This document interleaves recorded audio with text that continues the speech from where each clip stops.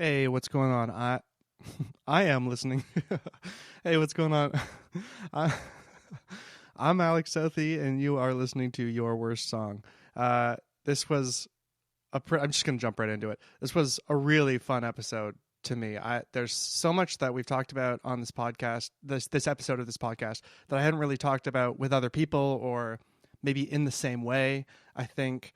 Oh yeah, to get that out of the way, it's Drew Smith. Drew Smith, great musician, had a bunch of great music come out in the early 2000s.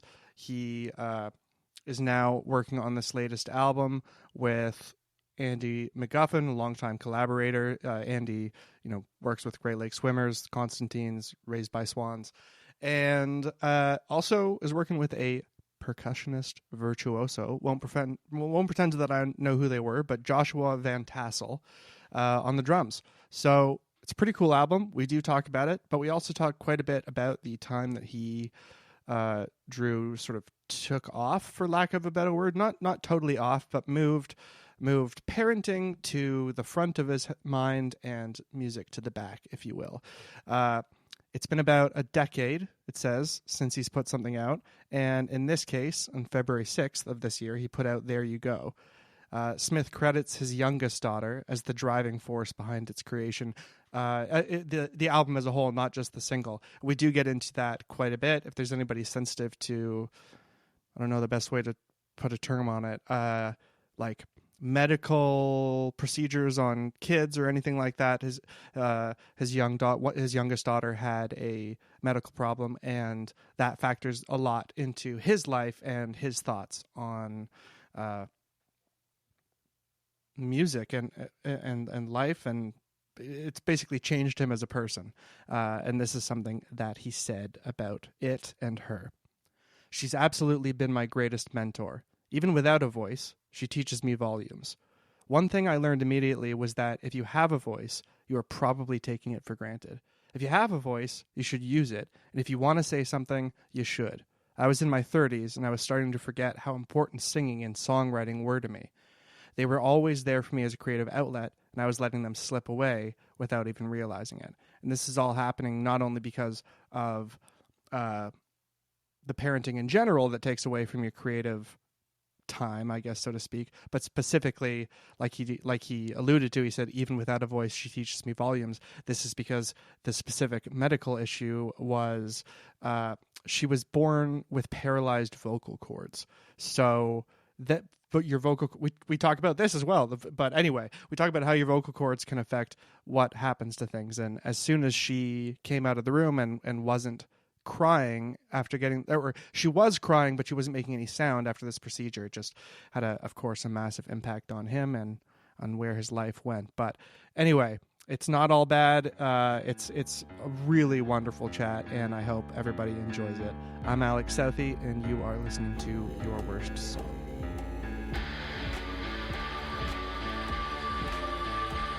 All right, well, Drew, nice to have you. Normally, I start it by just kind of fading in, and we just talk about what you did today. So what did you do today?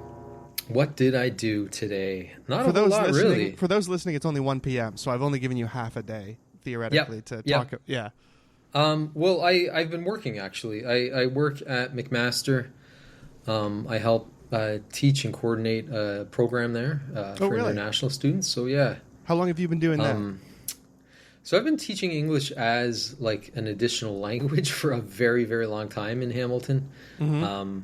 Honestly, I think this is my 22nd year doing it. Oh, wow. And I've kind of jumpt around to different schools in various roles. But currently I'm working at the university in a bridging program. So I love my job because I get to meet and work with students from all around the world. So yeah, I was going to ask, what made you interested in the first... I guess even just hearing about it, yes, you would be like, oh, I get to meet people from around the world and help people in that way. But what else drew you to it? Why stick with that? It's getting rarer and rarer for somebody to stick with a company or a thing they do for that long. So why?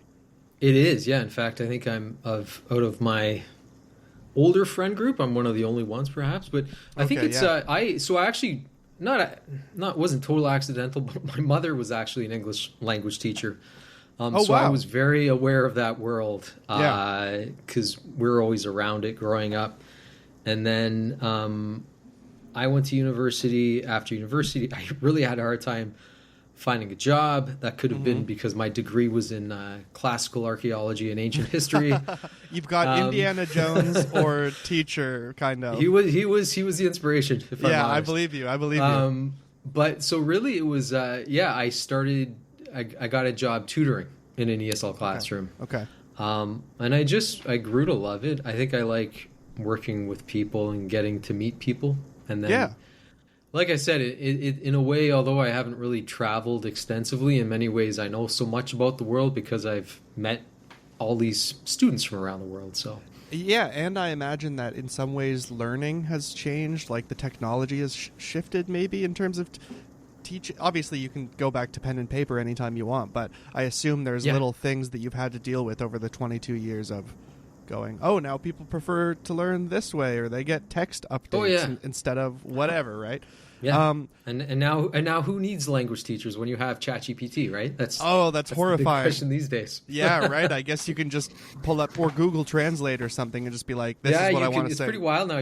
Or even, with smartphone, and if you have a menu in a different language, you can just hover the image over, hover your camera over the menu and just have it live translated. I still remember when Shazam blew me away, and this is where we are. Yeah. So it's good though. I mean these technologies, like, they can be used in negative ways, but they're also really great tools for learning. So of course, stuff like that is really good. I think if it's pushing education, then that's a good thing, and that's obviously helpful. Something that occurred to me just about anytime somebody is playing with language and it's not their own. I found this when I had to get to get a BA at UBC, you had to learn another language, and I was so bad at French that I decided, screw it, I'll just start a different language, and I chose Spanish. But what I found was learning a different language made me think differently about English, and where I'm going with that is, has doing this for 22 years made you think differently, not just about English, because I assume that's probably the case here and there, but about your lyrics? Oh, yeah. I mean, generally, I really loathe writing lyrics. Okay. It's always like the final thing I'll do. And to be honest, I don't know exactly why that is the case. I don't think it's not that I hate writing lyrics. It's just I think I'm not good at doing it. Okay, interesting. Like, I think if you broke down songwriting into different parts and chunks, I think I would rate myself lower on the lyric aspect. Right. But other stuff, you're like, I can figure out a song structure. I'm good at that. Melody, I'm okay. But lyrics, you feel vulnerable. It could be an imposter syndrome thing where I feel like I can't take myself that seriously to say something important. Right. And yet, ironically, what you have talked about here on this latest album that we'll get into is quite important, I would argue. Well, so the other good thing I about lyrics, in regards to lyrics, that, like, I was definitely more guarded and had more defense up, I think, when I was younger writing lyrics. Okay. Like, it's funny, like, when I was really young, I would never dream of having the word love in a lyric because I thought it was too corny. Okay. But now that I'm older, it's like I almost need to be like, oh, I can't say love again. I've already mentioned it 5 times in the song. Right. And, so it's funny because I remember also when you're younger and you're listening to music written by older people, and you're like, wow, those lyrics are corny. It's just they're not age appropriate. I think that's what it is. Yes, and I know what you mean by age appropriate. It's not even about like not for kids. It's about you have to get a few laps under the sun, so to speak, to understand some things that the older artists are actually talking about when it's not just lust or whatever, right? You're talking about a much deeper love that is hard to wrap your arms around, kind of, but you want to embrace it anyway, it seems like. I think that's it. Yeah, I think those older artists that I saw when I was younger that I thought were corny, I just think I wasn't ready for them yet, So, if I may, who are some artists that you used to think were corny and now you're Barry Manilow's my boy kind of thing, or what?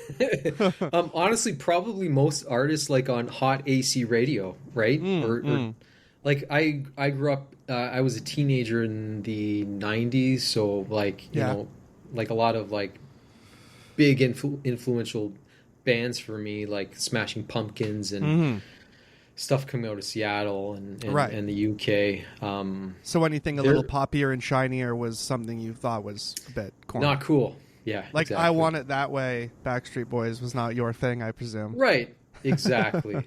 Yeah. And now I'm like, wow, those melody structures were really something else. Like it's like very Max beautiful. Martin's a genius. Yeah. It is. It's true. That's funny. And I think that's another thing too. As you get older, you can appreciate songs for different things. So definitely, like when I was younger, I definitely judged songs mainly on the production. Like you just mentioned the Backstreet Boys, right? Yeah. Like out of the gate, I'd be like, that is not good because it's the Backstreet Boys. The production's cheesy. Right. They're cheesy. Right. But now I can listen to maybe some of those pop songs and be like, wow, like those melodies are fantastic. Yeah. And it's about the aim. It's about what they wanted to do. Not everybody's going for the like gritty, doesn't sound perfect, but captures the authenticity, air quotes. Not everybody's going for that. Some people want to be Coca-Cola, Yep, exactly. Yeah. I've thought that. I've read it. What happened was I love reading reviews, love reading old reviews. They still have Roger Ebert's old reviews up. And really? Yeah, and I saw one of his reviews for an Adam Sandler movie that most of us agree is I don't even remember the movie, but it's just one of those ones it's not Happy Gilmore or something, right? Okay. Or it's not Uncut Gems or something. But I remember Roger Ebert going, we need to stop reviewing these movies like they're trying to be a Daniel Day-Lewis movie. They're not. They're just trying to be fun and stupid for kids. And once you start grading it on that, then at least you can go, well, I see what Sandler was trying. Did he fail? Okay, fine. Then we can give him a bad review. But if not, then we need to give credit where credit is due. And it's a little bit like that with pop or folk or whatever you're going to choose, Yeah. I think that's a really good analogy. Has there been any experiences like that where you... I mean, I guess we just talked about artists, but what about what about maybe specific songs that came out when you were, you talked about liking 90s stuff, so obviously Smells Like Teen Spirit was probably a positive one, but what about a really bad one where you're like, this is everywhere, I can't escape I actually it. didn't like Nirvana. I didn't like Nirvana because it's like, so I was... they actually came out when I just started playing guitar, and I was really into like a lot of famous guitar players like Jimi Hendrix. And the most of the kids in my class in school were into like hip hop and true. But like cheesy stuff. I think it was probably like the time around. I don't. Would you know Criss Cross? I know the name. The kids that wore their clothes backwards. Right. Okay. I think that's what their name was. Yeah. But anyways, I noticed it's like when Nirvana came out, all those students that were into that music all of a started wearing like grunge flannel clothes. And plaid and stuff. Yeah. So it's almost like I mean, Nirvana's amazing, but like they became a mainstream band. So it's like I didn't like them because I didn't like their fans at first. Oh, well, yeah, I can relate to that. That's the case for a lot of things, especially I feel like internet forum chat rooms have really become clear how weird people can be in fandoms and stuff. So I get that, yeah. Well, that's funny, too, though, that you were like into Smashing Pumpkins, not Nirvana. Now, looking back in hindsight, they're so much closer than people treated them at the time, right? Because... Yeah. Is that crazy to say? No, I agree with that completely. And, it's interesting, too, because if you take their production away, Nirvana, their songs are the melodies are so simple. Like, they fit into popular American music, right? Definitely. And that's what made their songs so great. And popular. Production aside, right? The production is super cool. Yeah. Really fantastic. But yeah, I mean, I don't know if this story was created like after the fact, but I know the Smashing Pumpkins, I believe I've heard Billy say that, like, I think their first album, Gish, came out around the same time as Nirvana's first album or something like that. And they believe that it kind of overshadowed their first release. Okay, I could see that. Because I think...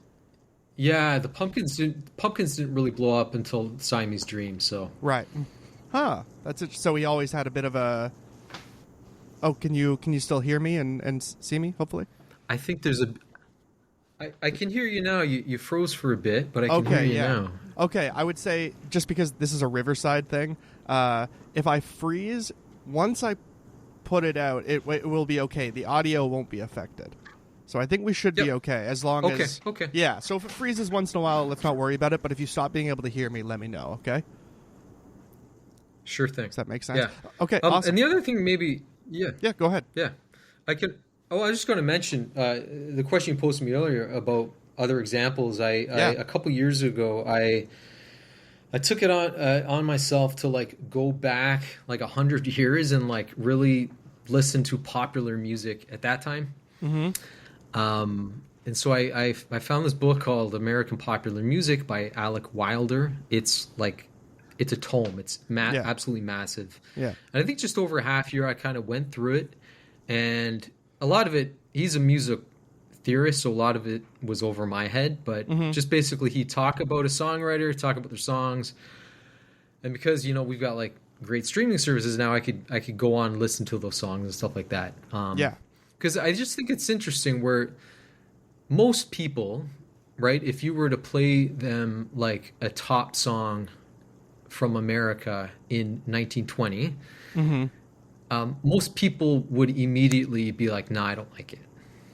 Right. And I maybe because just the actual format of the audio recording isn't that high fidelity. But yeah, I don't know. I guess I just wanted to listen to these songs and try to like figure out why they were so good at that time. And kind of throughout that process, I ended up like really becoming fans of a lot of these early songwriters. What did you learn from them? Because, well, I think it's so like a lot of names so Irving Berlin is a really fascinating songwriter. A lot of people don't know who he is, but he actually he wrote White Christmas. Oh, wow. Which I believe is like the highest grossing song of all time. I wouldn't be surprised. Yeah. And he wrote it at 52, which is wild. Oh, wow. That is wild. But, yeah. But the interesting thing is he started writing, I think, just around the turn of the century. And so, him, people like George Gershwin, Cole Porter, they were writing 80, 90 years ago, but like a lot of their songs are still being sung today by like jazz artists. So I don't know. I think, like, who do you think today is a songwriter that in 100 years from now people will be singing their songs? I think I don't know. I think cultural history, Western cultural history used to be a lot narrower. And now because of the internet, it's like a dam burst and everything is coming out at the same time instead of a concentrated bottleneck where at least we could kind of see things coming.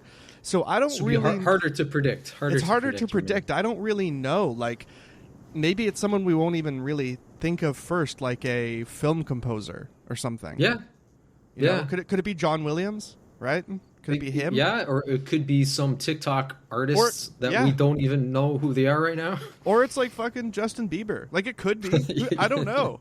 Yeah, you're right. It depends what happens in history. Like, I was thinking, too, about what you said about some of us know those early songwriters, like George Gershwin. A lot of people will probably recognize that name, but not the first name that you said, the Berlin one. Yeah. But it's also like context, right? Isn't it sort of... like you said, jazz artists have been keeping those songs around so that they become standards and then they're played again and again. Other genres of music or other songs, it's like they don't bleed far enough into history generations that they aren't then picked up in influence by the later ones, so then it sounds even more foreign to them, I think. Whereas if you played White Christmas right now to somebody, they'd be going, even if they had never heard it before, but they were living in this time, they'd go, oh yeah, that doesn't sound that out of the norm. Right. Like John Legend or Josh Groban or somebody could do that song and it wouldn't sound that weird. So yeah, I think it's just in terms of what survived that still gives us like context clues. Maybe that's my answer. No, I agree with that completely. This is all it's very interesting though. Yeah. It is all very interesting. Like what melodies will stick around, and stand the test of time. Maybe anthems.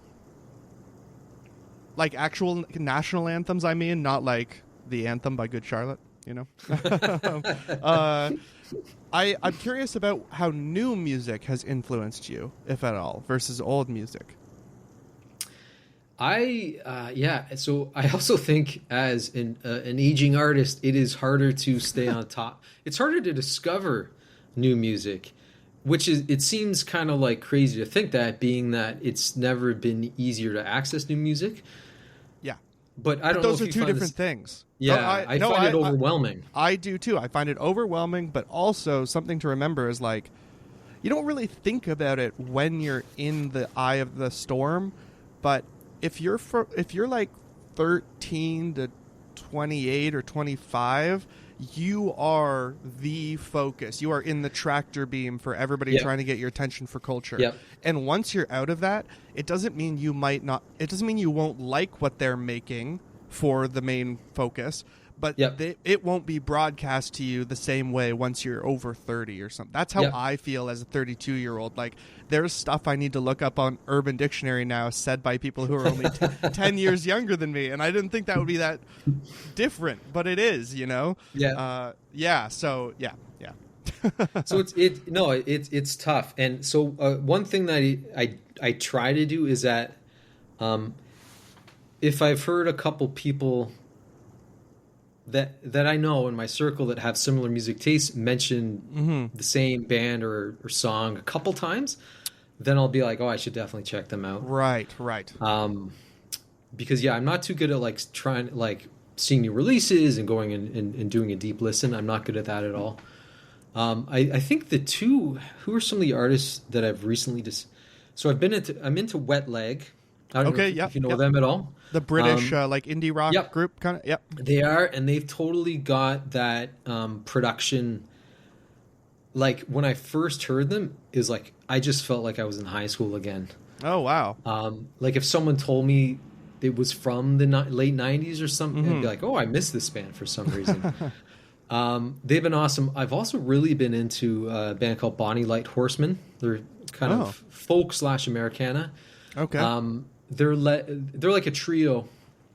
I think one guy's name is Josh Kaufman. He's been a producer for a lot of big bands. The singer was a singer in a band called the Fruit Bats that I used to like, and then the other singer I think was into writing musicals. Wow. But yeah, I can send you some music later on. It's some of the most beautiful, stunning songs I've heard in quite a while. No, absolutely. I mean, that would be great. Yeah. No, thank you for the recommendations. Because now you just asked, I don't know if it's hard for me to find music. Guess what? This is a way for me to find new music now, is by actually asking my interviewees. Related to finding music, I guess, is a way to get into this. I know that some of your earlier success before your long pause and fatherhood and stuff was in syncing, or for people listening, film and TV placements, basically. I'm curious to talk a bit about that as well. Like, what was that, as someone who grew up in the early 2000s, but more as a kid watching TV, when I would watch something like The OC, I'd be like, this is the fucking coolest music ever, and the music supervisor has the coolest job. So what was it like back in the day having your music on around that time? Like, it wasn't The OC or whatever, but just in different stuff. Yeah, it was really neat. I think I was really lucky and fortunate for that to happen. Just the manager I was working with at the time met an agent in California who was a music supervisor, and they really liked my album. So they just went to bat for me a couple times, and I got one placement on a CBS show with James Wood called Shark, I believe. And then 2 movies. One was a remake of a horror called The Stepfather. Yeah. And then another one was a movie called The Roommate. Okay. And the first one, the Stepfather one, like the placement was really good. Like it was a really long segment of the song, and it was like really in the forefront. Yeah. So strangely enough, like to this day, I still get a lot of like people reaching out or traction on the streaming services like from that. Wow, that's pretty cool. It's the gift that keeps on giving in a way, it seems like, syncing. And there's still some, not to be like crass or, moving my little fingers together, but there's still some actual good money in syncing in music, whereas a lot of the other spots are sort of dry. Yeah, I think you're right. And I honestly, I feel that that's why I kind of lucked out. And the other thing that I didn't realize when it was happening, but like having stuff that is seasonal helps with that. So I think anything related to like Halloween or to Christmas, because chances are it's going to be like it's going to happen every year, basically. Yeah, right. Wow. Okay, so being used in a horror movie, that's something that you like see a wave every October, kind of. Yeah. Oh, interesting. Yeah, it was funny because the first time, I remember a couple years ago, my wife called me in because they had one of the movies on, like Netflix was featuring it or something. Okay. And then, so I showed my 12-year-old, or maybe she was 11 or 10 at the time. Yeah. Like my placement. She was like, "That's not you." Just didn't believe it. Wow. Your most brutal critic is your family member, is your daughter. Oh, yeah. Easily. Yeah, that's 100%. Great. Okay, I have a quick question, and then let's get more into that. Super quick question. Also, if you don't want to answer it, that's fair. Do you like the movies that you were featured in, or are you just like, whatever? If actually the James Woods series, who's a detective, it was a good series. James Woods is a good actor. I get it. Yeah, I know he is. That's cool. And the other movies were kind of relates back to a comment you made earlier. They were made for a specific purpose. They were probably made for like 15 to 20-year-olds. Yeah. But it was like being an independent artist, hearing your music in like a theater is a really, really cool experience. Totally. I bet that's very cool. I have a very small amount of experience with syncing. One of my songs recently was used in a CTV show that plays. Oh, I was amazing. Congrats. Thank you. I was very excited. I was like, it's going to be used in this bar scene. It'll be the bar music. I watch it live. It is so quiet in the background. I literally, if I didn't have the contract to prove that it was part of the show, people would just assume I was lying.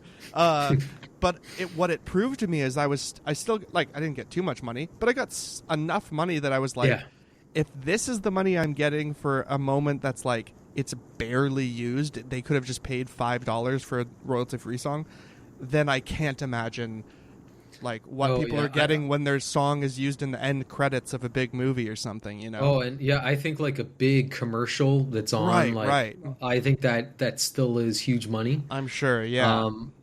Because like these placements were so long ago, I'm sure that the sync and licensing game has changed a lot. Right, because there's so much more music out there now. Yeah. And yes, no, you're so right. Okay, well, we talked a bit about this before we started, but you mentioned your daughter, and your relationship with your daughter inspired this album. So is that correct? Sure. Is that a correct way of saying it? Basically, yeah. So, I have two daughters. So the eldest... What's one of your daughters? I apologize. Yeah. The oldest is 12 now, and the youngest is 9. So I released an album, I think, in 2013 or 14, and then we welcomed our first child. And then I started kind of like you're a songwriter, I know, so I'm sure you'll agree with this, but like, even if you don't have like plans to release albums, like you're still always songwriting. Oh, it's just always something happening in the back of your head. It's just turning something over. Yeah. Exactly. Yeah. So like I was still doing that, and I was thinking 2 years after that, we welcomed our second daughter, and she was born with some complications, and it kind of just upended our lives. She turned out she was born with something called bilateral vocal cord paralysis. Okay. Which is something that I obviously had never heard of until the ENT uttered those words.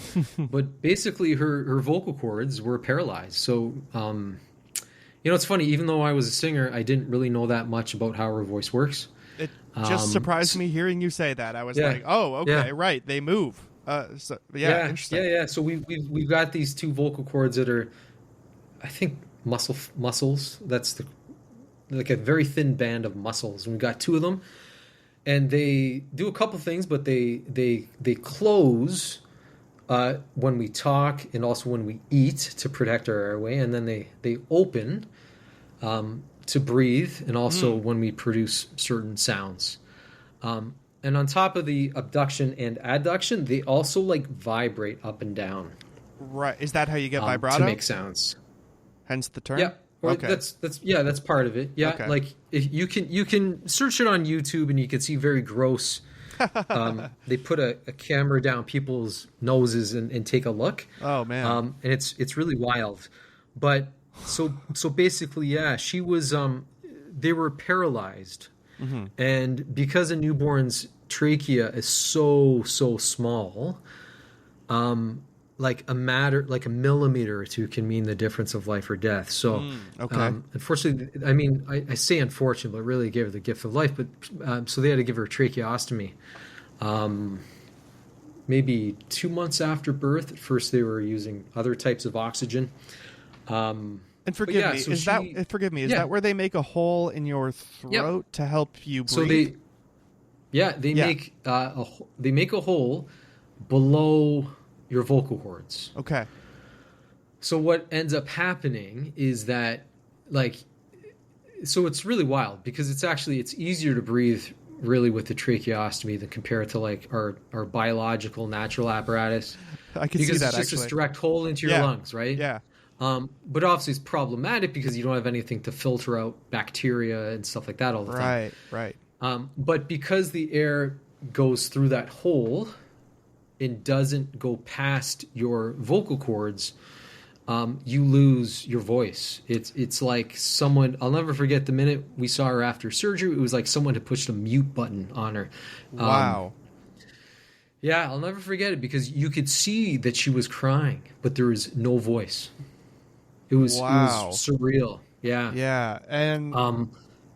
And you said, and sorry, how old was she when this happened? I think she was 3 months. 3 months. Okay. Yeah. She was tiny. She was really tiny. Oh man. Yeah. I was just kind of, okay. Sorry. Go ahead. No. Yeah. So then, and she, so that was our life for, she had a tracheostomy until she was, I think, 5.5. Mm-hmm. And yeah, it's complicated to take care of a kid with a tracheostomy because it's like a 24-hour thing, right. Sorry, you said 3 months to 5.5 years old? Years. Yeah. And so yeah. What happens when you get past that? I don't understand how... You can do a couple things.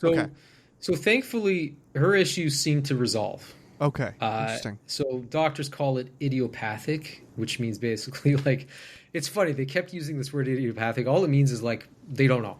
Oh. So okay. yeah, when they don't know, they use that word. Okay. But basically, yeah, we just kind of kept doing visits and talking to various ENTs, and we met one ENT who thought they could just remove the tracheostomy tube and that she'd be fine, and we did that, and she was fine. Other kids that have this sometimes have to go through surgeries. Right. But like, and we were really hoping to avoid that, and luckily we did because just like, it's so delicate, everything in there. And that whole mechanism that we use to talk is so complex. There are so many muscles involved and nerves that they can do the surgery, they can breathe, but then maybe they have problems talking or they have like other problems. Right. So it's better to be as hands-off as possible if you can, kind of thing.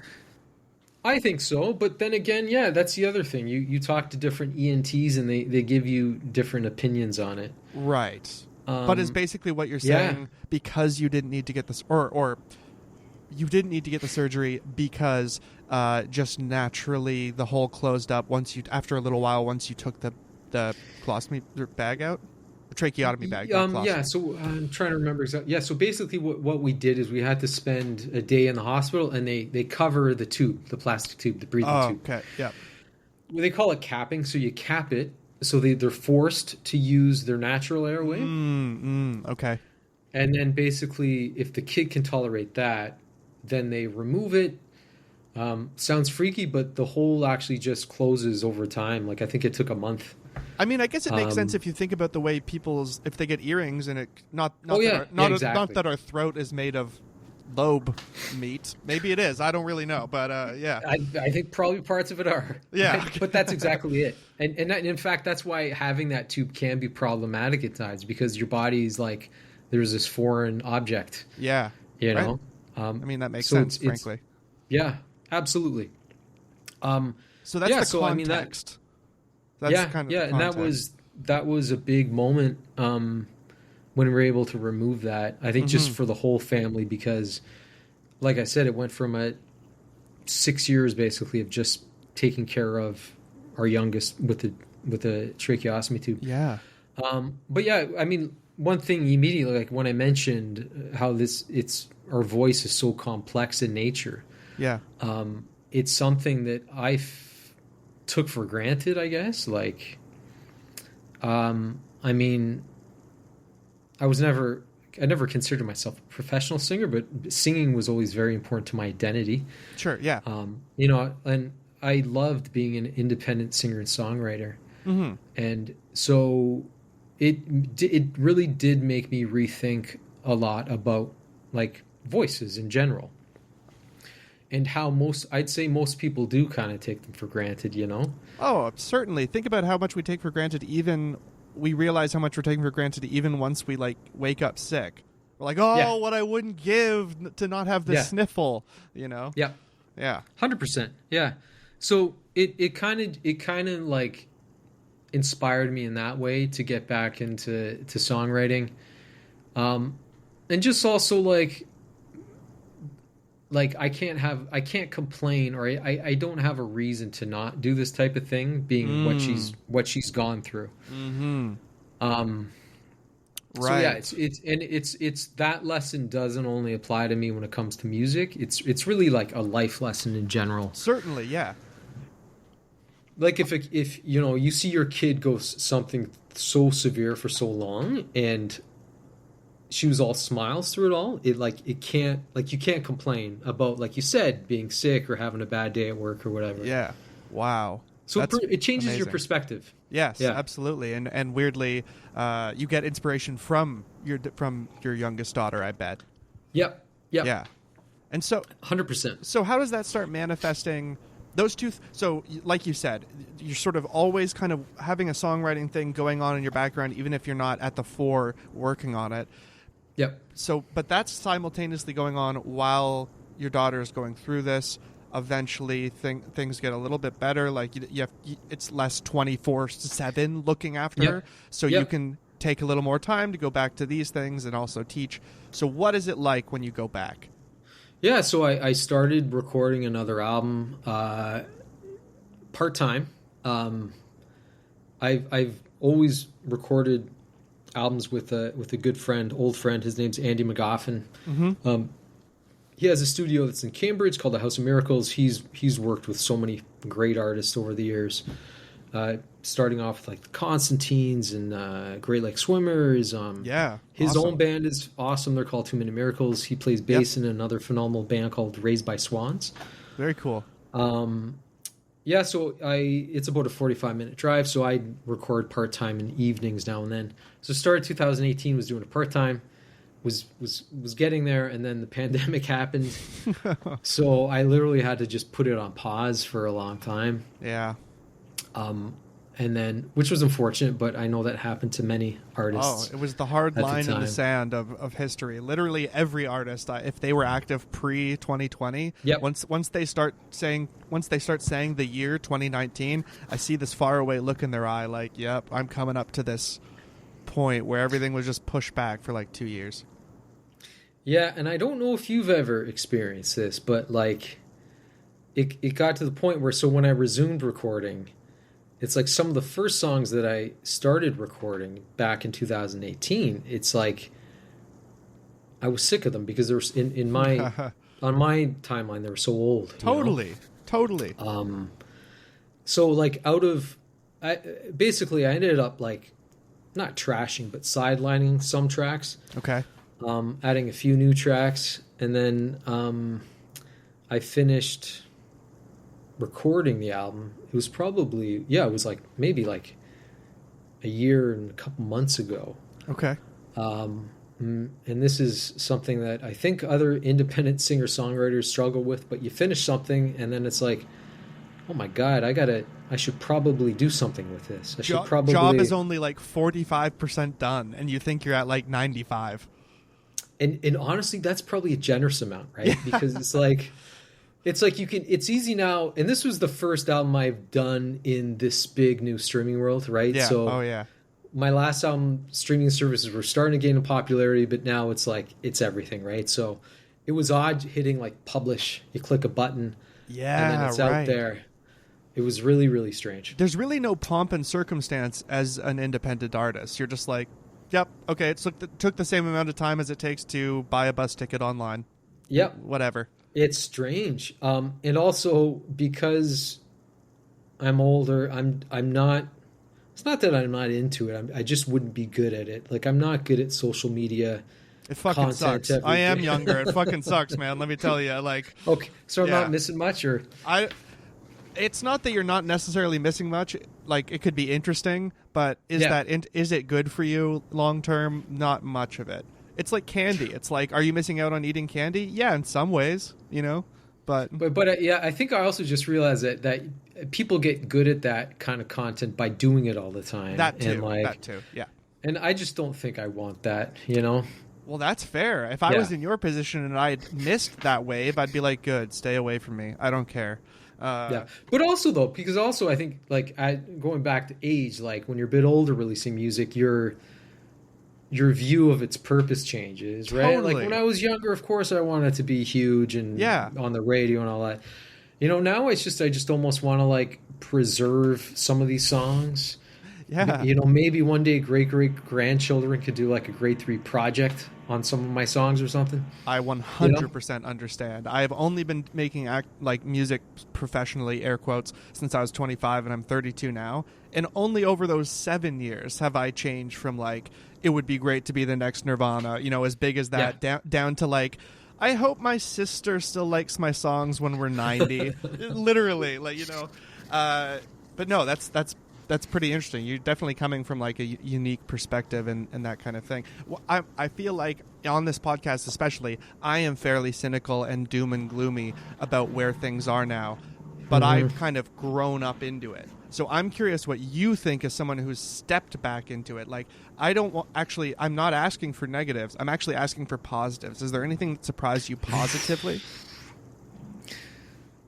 Well, I think this kind of thing's awesome. What you're doing, Alex. I think this is great because you're just not. Nice of you. It's not like you're just not. It's not like superficial. It's like you're talking to artists and you're digging deep, and I think that's important because I think now that creating music is so easy, anyone can do it. It's only going to get easier. I think things like authenticity are going to be what matters for artists. I agree, and taking the word authenticity to the nth degree, I think human-made stuff is going to be paid for with a premium. In like 30 years, it's going to be like, yeah, you can get this AI song, but it's free, or you can pay $2 for the song and it was written by an actual person. Cool. That's my guess. That's my guess. No, I like that because honestly, I've been hoping, which is along similar lines, like a renaissance of the humanities and writing and music. Like maybe there will be a small subset of the population that just want 100% human-made content. I think there will be, and we'll pay the price for it, right? Like they'll support that. I basically liken it to the comeback of vinyl records. I think that it's going to be a little bit like that. Lots of people will still steal music. Lots of people will still not pay for stuff. AI isn't going to stop. So I think it's just going to be... It needs to get worse before it gets better, and the worst will be AI making human music in a commercial way obsolete, but not in a human-to-human expression way. That's my scared guess. Yeah, and I'm totally not like some anti-AI in the arts thing. I think it's just a tool, and if anything, I think it's better time to be creative than ever. Like I just think, well, I think it's, I don't know. I think it's neat. I could see you could probably do this now. Actually, I just don't know the tools, but like I can't play the trumpet. I can't play the flute. I can't play like I know there's some pretty good virtual instruments now that I can do, but I still need to know some technical know-how. Right. I'm sure it's just a matter of time where you could just write all of these prompts and it's generated. So you don't even need that DAW or you don't need to buy that expensive strings library, Yep. I bet you're right. So it's kind of neat, I think, because it democratizes a lot of that stuff. That's the positive for sure. The barrier for entry for music is lower, which is good in general. There are people who are getting the opportunity to put out music that just never would have because it used to cost more money. You had to know the right I'm generalizing, but you know what I mean, Yep. And now because you can just click something on DistroKid or on some other on YouTube if you really wanted to, then it totally democratizes everything in a way, Yeah. Yeah. All right. Well, is there anything that I missed or that you missed that you wanted to talk about with the context of your album, or would you like me to get into the four main questions I ask on the interview? I think that's about it, Alex. Okay, for sure. And if there's, we'll come around to the end and I'll prompt you again or whatever. But okay, so then if that's the case, first official question I like to ask, and don't worry, we are like over halfway through the interview. It's free. I see it freak people out on their faces sometimes when I go, and now for the first question, and we've been talking for 40 minutes. What is your best live gig memory? It can be because you sang well, all the way to just a vibe thing, or played well, or what. It can be anything. This is the easy answer. So this goes back to the syncs and licensing I had. So the agent at the time invited me to play at their house in the Hollywood Hills at this kind of private event. Yeah. So we went out there and played this small acoustic set, and like I almost don't even believe it when I say it, but sitting on the couch in front of me was like Mike McCready from Pearl Jam. Whoa. The bass. Oh yeah, it was surreal. That's cool. It was absolutely surreal. That's cool. And you didn't mention them when we were talking about 90s bands, but I assume you respect Pearl Jam. Oh, 100%. Yeah. And so it was just wild, and there was some other actors and musicians there, and it was just all so overwhelming that I think because it was so surreal, I was okay with it. Like if it was like a normal gig and then, plus Mike McCready, I'd be freaking out. Interesting. That's funny. That by far was the most memorable one because, and not only that, but after I played, I was talking to him and he's like, "Oh, I was listening to your CD," and he's on the way in today, and he started like mentioning songs, and I was just thinking, "Wow, this means a lot to me." Yeah, that's pretty cool. We'll talk a little bit more in detail about it. Like, what's maybe good? Well, actually, something small that I like to ask about often is, what was the green room like where you were, or it was a house? Was there any sort of side thing? I guess that's a bad question. They hired. They must have hired a third party business to set up the party, and they had. Oh, holy shit! They had one of those bars with like the ice sculpture. Whoa, this is some Hollywood stuff. Yeah, it really was. I'm telling you, it was surreal. That's pretty crazy. Yeah. So there wasn't a green room, but there's a lot of that stuff. People walking around with drinks and little appetizers and stuff. No, of course. And well, let's talk a little bit more about Hollywood Hills then. Had you visited there prior going to this party? No, that was the first and last time I've ever been there. Okay, because I've talked a bit about it on the podcast before, but I visited LA, not for any, just like as a tourist, just for fun. But I felt like holy shit, this actually like is how I imagined it. This is kind of everything looks how I'm in Hollywood Hills. I was going to ask you, is that what it was like? Because we hear about there's so many stories that come from good and bad, like from Manson all the way to the 60s folk stuff. But it's funny you say that because so many people I meet, in particular musicians that do something in Hollywood, always come back and be like, "Wow, that was just like." I've got the greatest Hollywood story. It's just like it is in the movies. Right. And I think it's just probably because there is just so much going on there with quote unquote famous people, Yes. Percentage wise, it just is more likely, I guess, is what you're saying. Yeah. Exactly. Yeah, I spoke to Dan Mangan, and he had the craziest stories about being in... Oh, really?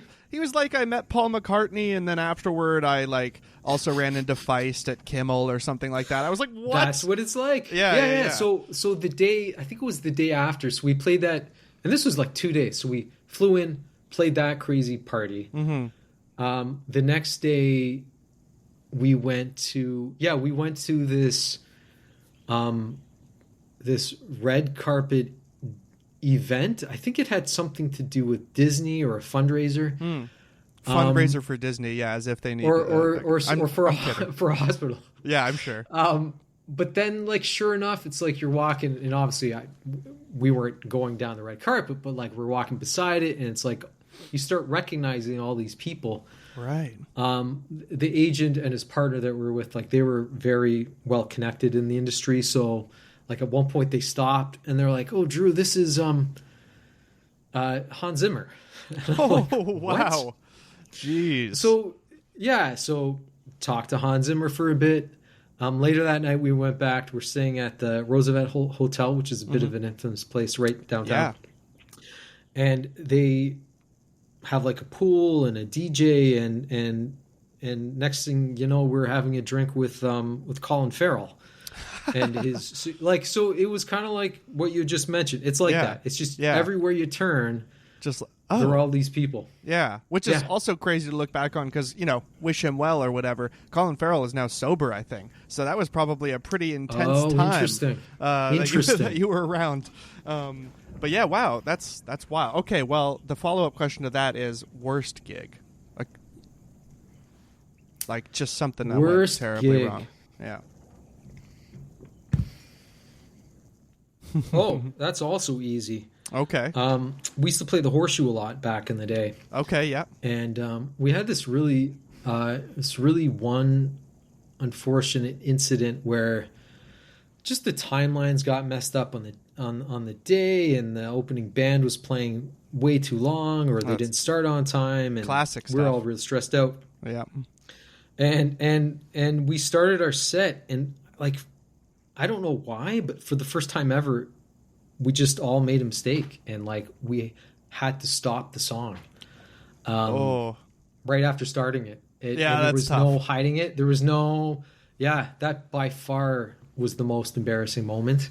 But there wasn't a way of hiding it couching it within humor about it, self-deprecating humor about it, or was it just like... Okay, no, we tried that. But I think it's just... I mean, I don't know if I've ever seen a band do that, but we were young, so it was a good learning experience. And it really does happen to everyone. I actually blocked that from my memory until you just asked me that question. Yeah, this is actually just the opposite of therapy. I just draw out the worst things and don't help you in any way. Well, let's talk more about the Horseshoe or other places in Toronto that you like playing, because admittedly this is a Toronto-centric podcast. Yep. Since that's where I'm based. Horseshoe, obviously a staple, been around for decades. Yeah, I'm curious what other spots you like. That was the main place that I'd play. The Tivoli. What's the famous place that is no longer? Sorry, the Rivoli. And what's the the El Macombo, which is unfortunately long gone. Sneaky D's. Still classic. Yeah, Dakota Tavern is now gone, but that was a great place. I don't know if you ever played there. Yeah. So the Horseshoe was the main place. Okay, cool. Well, for example, just to list off another one, I'm going to the Baby G tonight. I'm seeing Handsome Eli, and they're a Montreal group, and Anika Deer. But have you been to the Baby G? It's the mini version, the baby version of the Garrison. Do you know the Garrison? No, I know the Garrison, yeah. Okay, yeah, so the Baby G is just a small version of that. I think it's in a refurbished laundromat, because it has an old laundry sign on the front. But cool. It's great, yeah. Anyway, that's where I like going, because it's sort of a happy medium between the Garrison, which isn't even big in its own way. And sorry, like you play there as well, or you mean like I have played there, but right now I'm going to as an audience member. Okay.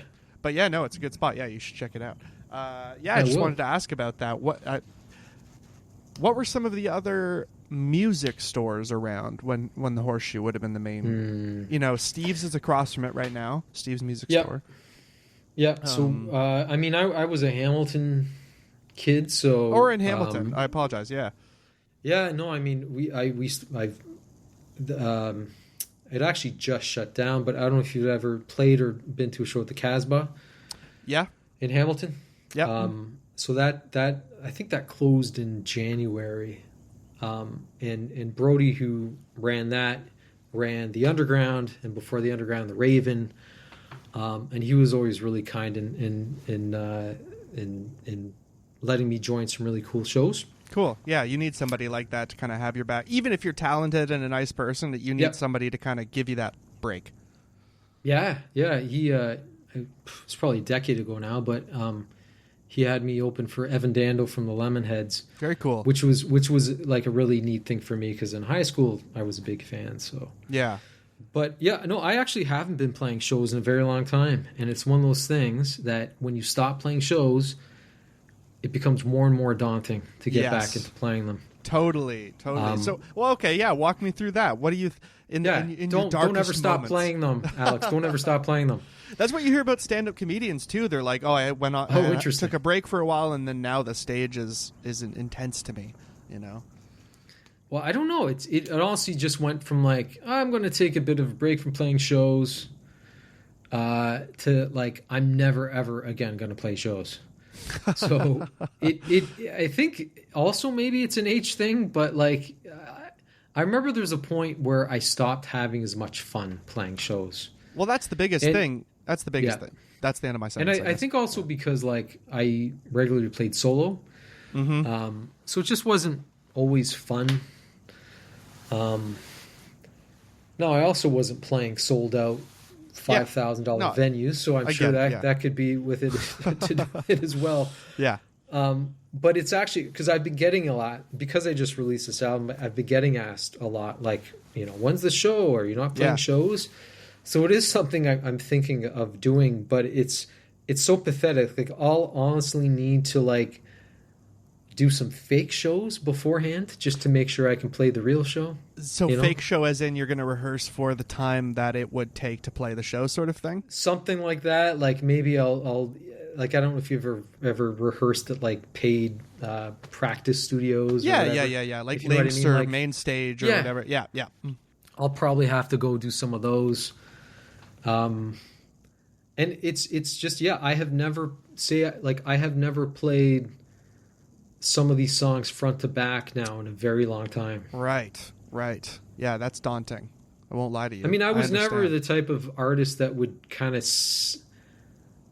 really just like before show sit and play songs front to back. I don't know. I always hated that aspect. Okay. But maybe because I played them so many times I didn't need to. True. But I would have to do that now. Something I want to ask you about as a playing solo, because I play solo often as well, that there are good and bad things about it, but one good thing is if you want to change up the set list at a moment's notice or add in a song, you can just do that. 100%. So that leads me to ask you maybe what you like about performing solo. Yeah, I think that's it. It is like, every now and then, if you have a gig where it's just like a really intimate setting, and it's just kind of like everything's perfect. Sometimes you play a solo show and the audience is more into drinking and talking, and that can be really frustrating, especially if you're like kind of a singer-songwriter on an acoustic guitar. Yeah. But when you do play a smaller venue and it's just like the audience is there to listen, that's a pretty incredible feeling. Definitely. And also, it must remind you of being a teacher when things are good. Yeah, that's true. They're attentive. In fact, it's a big. There are a lot of comparisons there, right? Like in teaching, in so many ways, is kind of performative. Yeah, absolutely. And I think that's the other thing. I think also just maybe why I stopped enjoying playing live so much is because I liked singing and playing songs, but I didn't like everything else about it. Can you be more specific? Yeah. I never got good or got into banter, that kind of thing. Okay, gotcha. Or sell, all the things that you're told you should do to sell yourself. Yeah. Just wasn't me.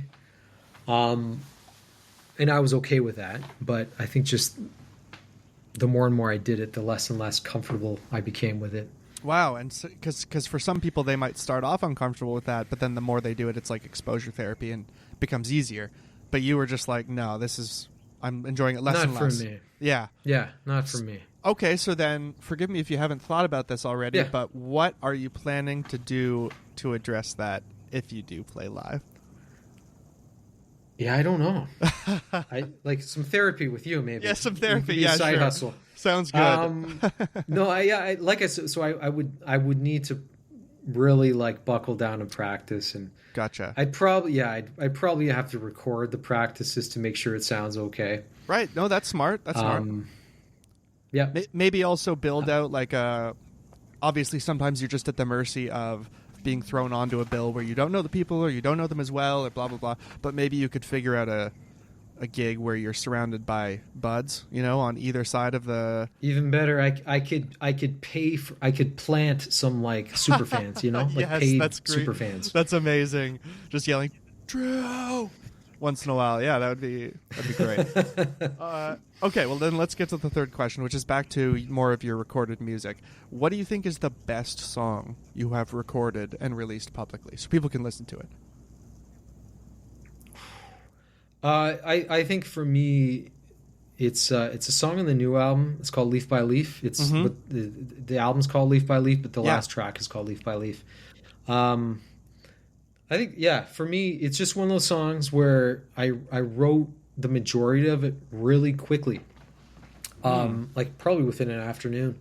And usually I don't write that way at all. Like I write really, really slowly, like sometimes months at a time. Oh, wow. Yeah. And I think I do that also because like if I start on a song and I don't like it, I'll just forget about and ditch it. Which is that's also kind of a valuable editing thing though, right? Like it's a self-editing thing of, okay, if you don't remember, if you're not possessed enough to continue it, then maybe it's not worth continuing. That's the way I do it. I know a lot of songwriters just write tons of songs and then go back and choose their favorite ones. Right. But yeah, anyways, just like that song, it came together naturally. It's a really simple song. And it's also a song that so it was a song that meant a lot to me, but, it's funny. It's like usually when people hear this album for the first time, that's always the song that they're like, "Oh, that song is really great."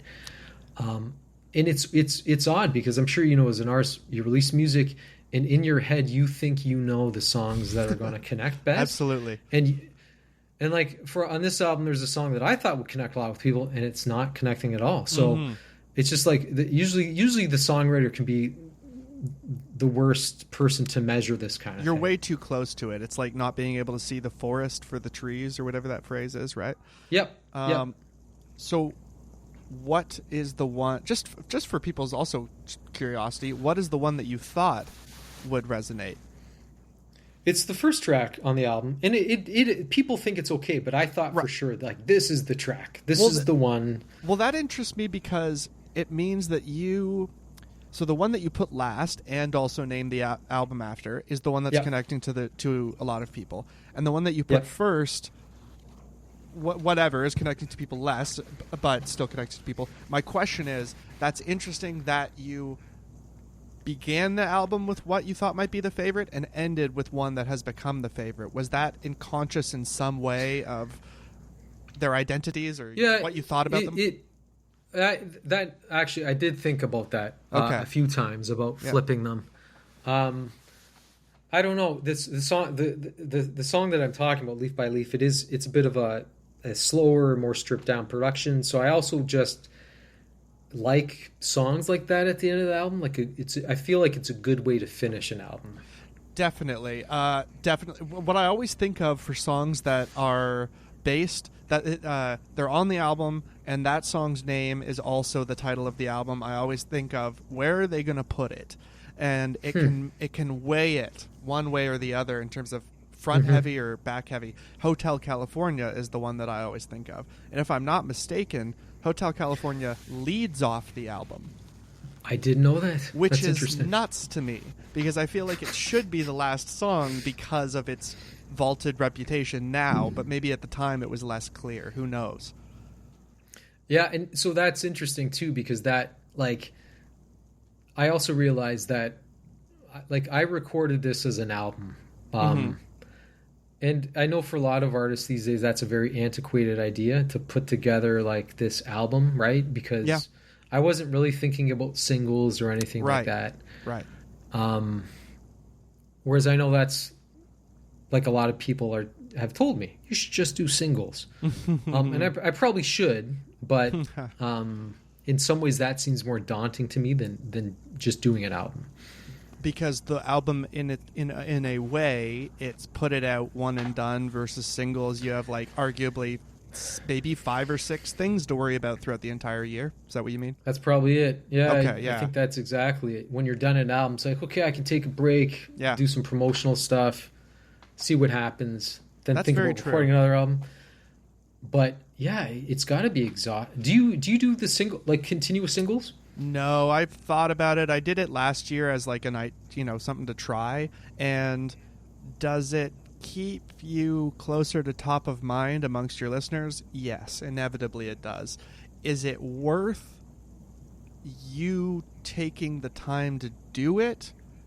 Probably not, unless you're getting something. Like, I get why fucking Taylor Swift does it. She's going to make an insane amount of money and exposure per single, right? But for much, much, much smaller artists like me or something, it's not really the same context of how I release something, so it doesn't quite matter in the same way, I would argue. I prefer album stuff. But you're right. It seems weirdly like it's the 1950s again, where people are just like, just put out a single. Who cares? Just do that. But then maybe the 60s will happen and we'll get another massive concept album thing. Like, I've been talking recently to... It may have just left our genre as well. Like, I was talking recently to a hip-hop artist. Concept albums are still big as hell in hip-hop. So maybe it's just shifted. Okay. I don't know.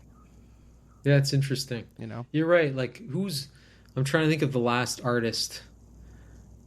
So I do know, I think Billy Corgan released, I think it was a triple album. Oceania, right? or something like that? That's right. Yeah. Who else has released a double album recently, or a triple album? Well, okay, a double or triple album, I don't know. I was more talking about concept albums. Okay. Or this idea that you're crafting a whole album. Thematic, yeah. Yes, like To Pimp a Butterfly by Kendrick Lamar. You could argue that was a recent, air quotes, one. There are others I can't remember. And they're... Oh, well, fucking God. Andy Schaaf's album 3 albums ago, the Neon Skyline, based on a diner in Parkdale on Toronto. That's a concept album, essentially. You'd probably really like that if you haven't heard it. No, check that out. Yeah, the Neon Skyline. It's also a great place, literally. I used to just eat breakfast there. But yeah, so they are still doing it. It's just I don't think they're as big as like Dark Side of the Moon was at the time that it came out, or something like that, right? Yep. But I see how that can change your... Well, maybe this is a question. I know it's not your vibe. You just kind of said it. But as an experiment, would you ever write an EP even and go, all right, I'll release 3 songs in a row and see what the deal is? Yeah, I've thought about that, because to me that's also... To me, I mean... Recording an album is also a very daunting thing, just because it's a big commitment, whereas an EP is not. No, you could go away for a weekend and record the basics, and you're kind of like, all right. Yeah. And in fact, it's funny now, because also, like, it's, a lot of artists will record an album, but then they just release like 10 consecutive singles from the album and then call it an album. Yes. Or maybe they just continually record singles and then they put them all together and then they call it an album. I don't know. So when I said that I did that idea last year, the way I got around that, essentially, that idea, was I named it a collection, air quotes, as opposed to an EP, or because it's a collection of singles that is then representative of your time in that year or whatever. Yeah, exactly. I think that's neat. That might be the way to get around a mixtape. And honestly, like if I had the time or capacity, I wouldn't be against doing that, because I bet, and maybe you can speak to this, but like. Yeah. Like, maybe you grew a lot as a singer-songwriter by forcing yourself to stick to that commitment? Maybe a little bit. I think I learned more about. Yeah, you're right. I learned more about myself as a songwriter and what I don't like, but also, and do like, but also, I learned more about the state of the Canadian music scene and how to operate within it, and whether or not I think it's worth doing that. That's actually what I learned the most about. Interesting. I think. Because it costs fucking money, too. Like, if you want to keep putting out singles, it fucking costs money. And if you don't pay for some sort of PR or something, then it's like, PR shouldn't be the be-all, end-all, but there's so much noise that you kind of do need it to stick out a little bit. And then that's increasing the amount that your song, air quotes, costs to make, air quotes. Does that make sense? Yeah. Well, yeah, and then if you're independent and you use one of these distributors that put you on Spotify, like you can pay Spotify money to promote your music. Yes. So, it's payola. It is. Nothing has changed. I know.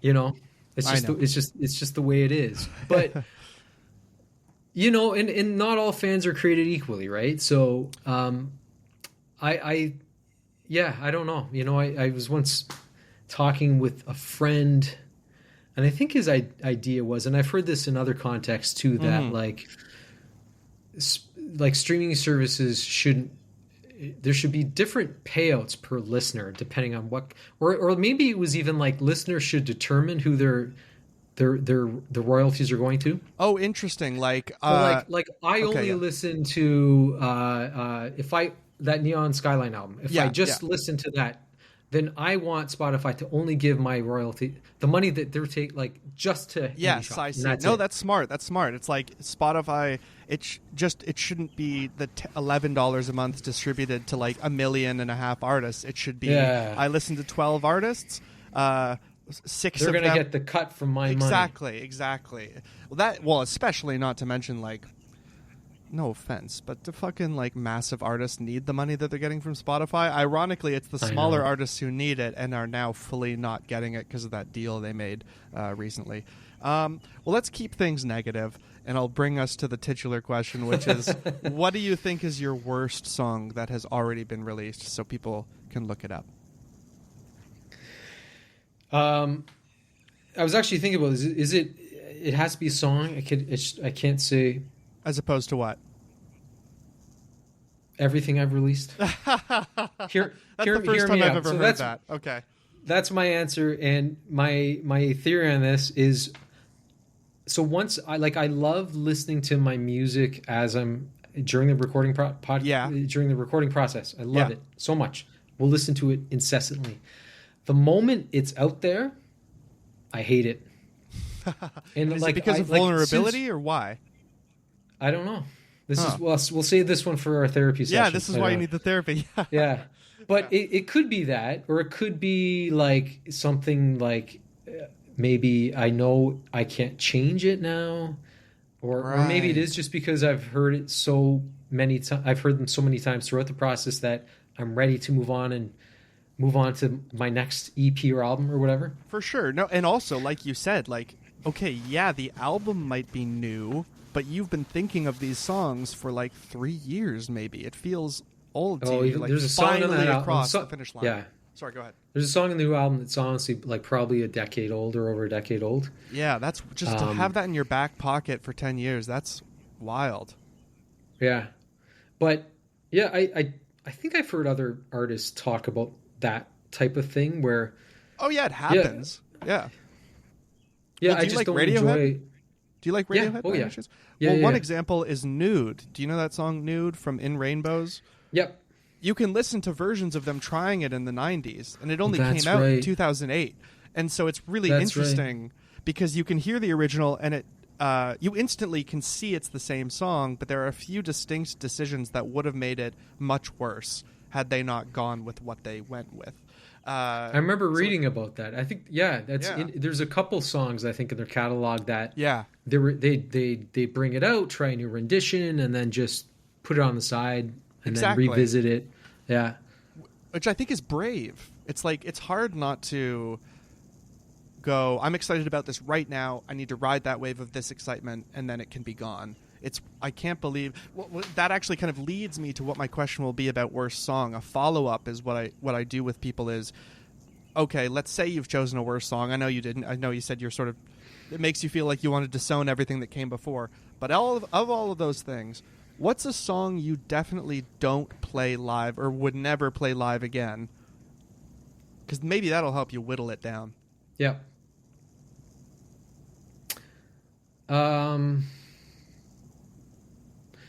Probably a couple songs off of my off the first album I did. And it's simply just because I probably can't sing at that high of a register anymore. Okay. I'd have to take it down a couple notches. Yeah. I had a much easier time hitting higher notes when I was younger. But I think when I wrote songs, I would challenge myself more to really? Sing at a higher range to improve my voice, I guess. Right. That's something I don't do as much now. Well, it begs the question, because you're right. People, in general, their voices drop a little bit, so they can't reach the same... Yep. But if they drop, that means that they have lower options, potentially. So... Have you found yourself dipping into that? Maybe I'm not saying you need to be Tom Waits or anything. I have. Okay. No, in fact, a couple people have told me, like on this new album, like, "Oh wow, it's interesting to hear your voice in a different style or different register." So yeah, exactly. Okay, all right. Well, we're coming to the end here. We're landing the plane. Is there anything that you want to get out again? You want to promote? Maybe we can just reference the album. Yeah. It'd be amazing if it's on all the streaming services. My name's Drew Smith. The album's called Leaf by Leaf. Yeah. It has 8 songs on it, and I chose each of these songs because they're all different than each other. So I kind of put it together with that frame of mind. All right. And I'm saying that just basically because I think there is a song for everyone on the album. Oh, cool. That's good. That's a cool way of... So there's a song for everyone on the album, but also they all feel like connected in a way. Not necessarily I think even thematically. It makes sense. Yeah, but like even production wise, I tried to change things up a bit on each of the songs. So cool. Yeah. Okay. So people get into that. Drew, thank you very much for coming on. This is a cool conversation. I really appreciated how forthcoming you were. I really appreciate what you do because, like I said, I think with this crazy attention economy we have, where everyone's about like very short micro conversations and blips and videos, I think it's really great that you're investing your time into this kind of endeavor. Well, I appreciate it. I mean, that is definitely the one good thing about podcasts is it's like they've kind of brought back long form radio. That's kind of what it is, long form interviews. And I just love those. I wouldn't even, partially, I don't want to be part of that like distracting short clip kind of culture, but also I just couldn't do it. I have to be honest about that too. I just wouldn't be good at it. So long form was more my thing. But again, thank you very much for coming on, Drew. I appreciate it a lot. Thanks for having me.